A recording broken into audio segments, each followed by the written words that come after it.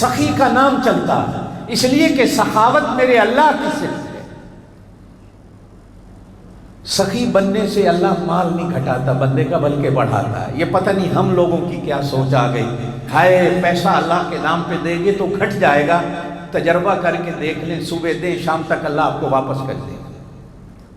مسلمان بخیل ہو نہیں سکتا، مسلمان کنجوس ہو نہیں سکتا، مسلمان ہوتا ہی وہ ہے جو سخی ہوتا ہے۔ سیدنا عثمان غنی رضی اللہ تعالیٰ عنہ کا نام آج تک بلکہ قیامت تک اسی طرح رہے گا۔ نبی پاک صلی اللہ علیہ وسلم نے ارشاد فرمایا قیامت والے دن جب اللہ کا جلال زوروں پہ ہوگا، حساب و کتاب کی ابتدا نہیں ہوگی، تو حضور سجدے میں گر جائیں گے، 3 دن قیامت کے سجدے میں پڑے رہیں گے، 50,000 سال کا ایک دن ہوگا۔ آخر اللہ کہیں گے میرا محبوب سجدے سے سر اٹھا، بتا تو چاہتا کیا، مانگ میں دیتا ہوں۔ تو اللہ پاک کے محبوب صلی اللہ علیہ وسلم فرمائیں گے اللہ حساب و کتاب کو جلد شروع کریں، جس کو جنت دینی ہے جنت دیں، جس کو یہ عذاب جو ہے نا یہ برداشت نہیں ہو رہا کہ سورج سوا نیزے کے فاصلے پر کھڑا ہے۔ اللہ فرمائیں گے اچھا بتا کس کا حساب ہوا، ابتدا کس سے کرو؟ تو نبی پاک صلی اللہ علیہ وسلم سیدنا صدیق اکبر رضی اللہ تعالیٰ عنہ کو پکڑ کر دیں گے کھڑا کہ اللہ اس سے حساب لے۔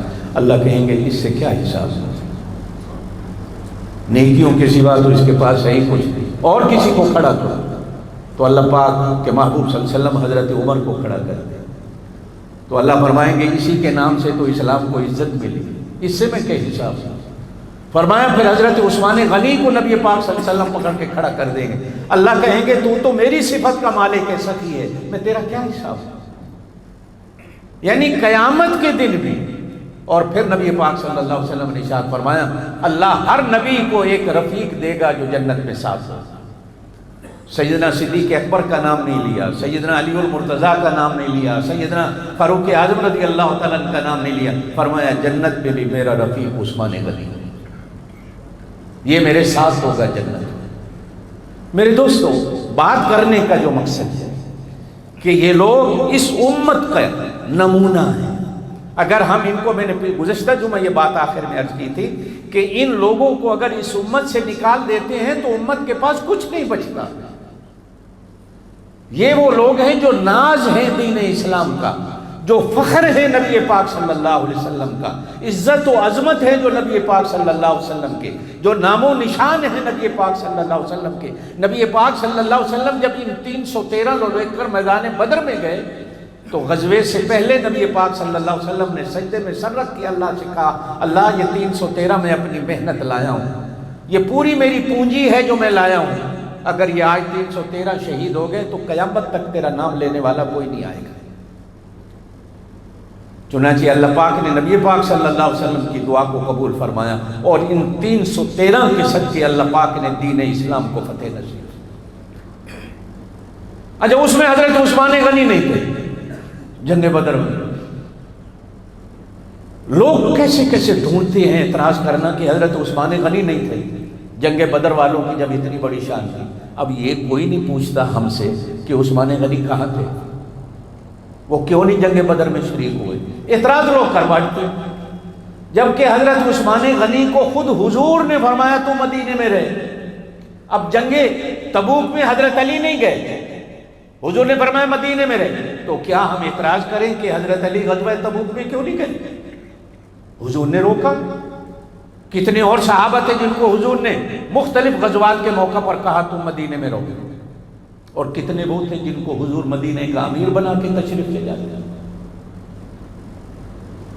تو حضور نے روکا تو مدینے میں رہے، اس لیے کہ ان کی گھر والی حضور کی بیٹی تھی، وہ شدید بیمار تھی۔ حضور نے فرمایا تو گھر والی کا خیال رکھ۔ چنانچہ حضور بدر سے واپس آ رہے تھے تو پیچھے بیٹی فوت ہو گئی۔ جیسے ہی حضور مدینے میں آئے تو ان کی قبر پر مٹی ڈال دی گئی تھی۔ حضور نے پوچھا کس کو دفن کر رہے ہو؟ تو عرض کیا گیا یا رسول اللہ رقیہ، حضرت رقیہ کا انتقال ہو گیا جو حضور کی بیٹی تھی۔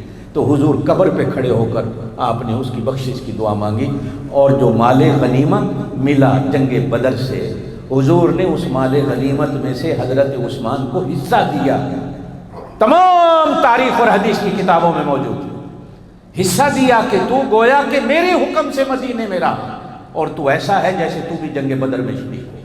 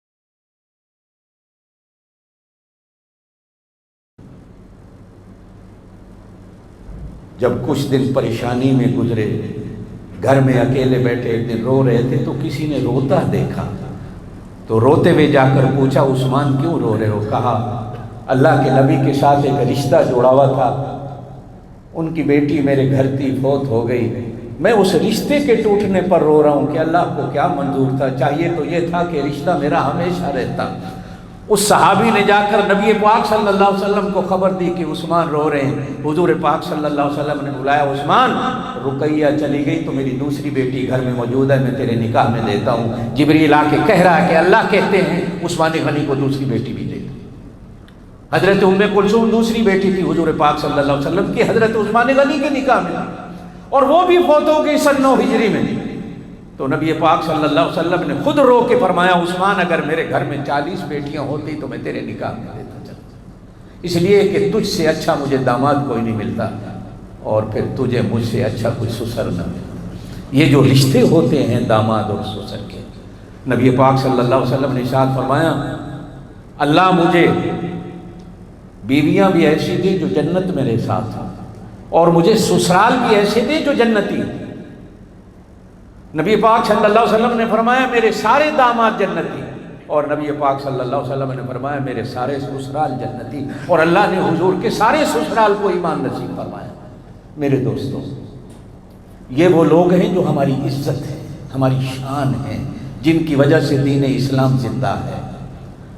نعوذ باللہ اگر ہم اپنے دلوں سے، دماغوں سے اور تاریخ اسلام سے ان لوگوں کو نکال دیتے ہیں تو ہمارے پاس بچتا کیا ہے؟ آپ اور میں تو بیٹی دیں دیکھ بھال کی، کیا نبی پاک صلی اللہ علیہ وسلم نے اپنی 2 بیٹیاں دیکھ بھال کے بغیر دے دی تھیں عثمان غنی؟ نبی پاک کو نہیں پتا تھا یہ منافق ہو جائے گا؟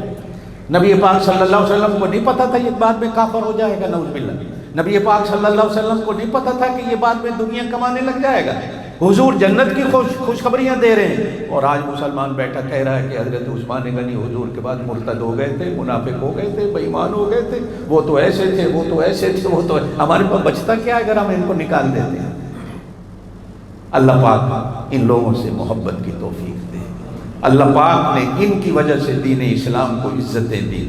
اللہ ہمیں بھی وہ عزتیں نصیب فرمائے، اور اللہ اپنے بڑوں کے نقش قدم پر ہمیں جو ہمارے بڑے ہیں اللہ چلنے کی توفیق نصیب فرمائے، اور اللہ ان سب کی ہمیں سچی محبت نصیب فرمائے۔ سبحان ربک رب العزت عما یصفون وسلام علی المرسلین والحمد للہ رب العالمین۔